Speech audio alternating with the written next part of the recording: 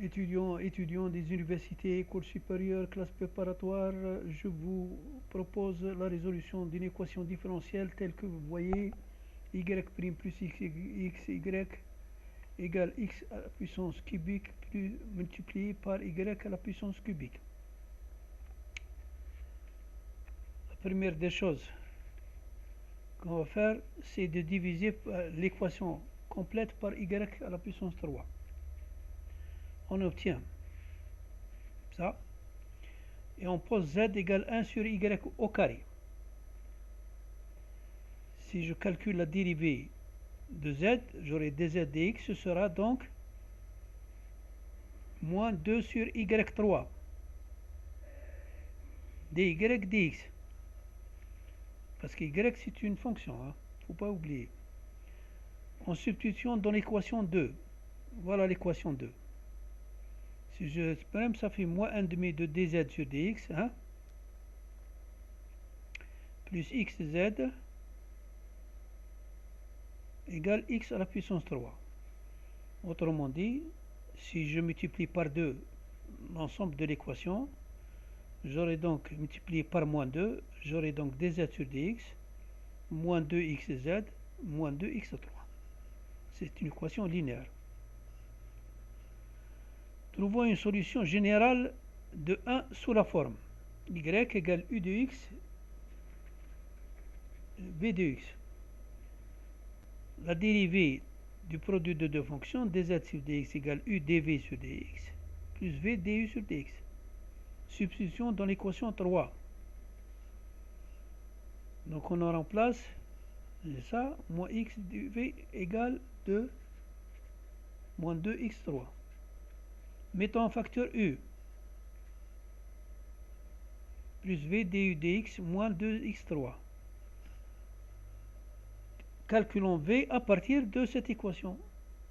Vous voyez bien que v, on peut l'obtenir à partir de cette équation, ce qu'on appelle une équation homogène. dv sur dx égale 2xv égale 0. En séparant les variables, j'aurai dv sur v égale 2x dx. En intégrant logarithme de v égale x2, v est égal à exponentielle de x à la puissance carrée.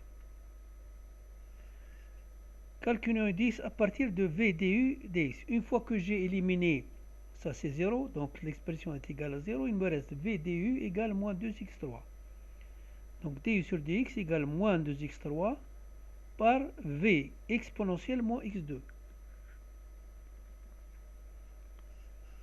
Je vais donc remplacer v par sa valeur qui est e exponentielle ex au carré, du sur dx égale ça, ou bien du sur dx est égal à moins 2x3 exponentielle moins x2.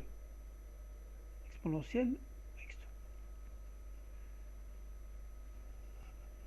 Donc le du va s'écrire moins 2x3 exponentielle moins x au carré. Donc le u c'est l'intégrale, moins 2, l'intégrale de exponentielle e de x, x3 dx. Pour calculer cette intégrale, j'utilise la méthode intégration par partie. Qu'est-ce que je vais faire?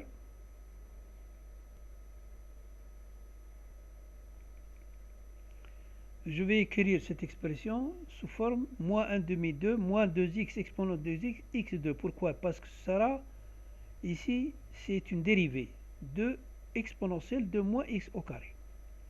Je vais l'appeler alpha prime. Et x2, je vais l'appeler bêta x. En utilisant l'intégration par partie, j'aurai alpha prime égale moins 2x exponent de x. Donc alpha est égal à e moins x au carré. Bêta x, c'est x2. Bêta prime, c'est 2x.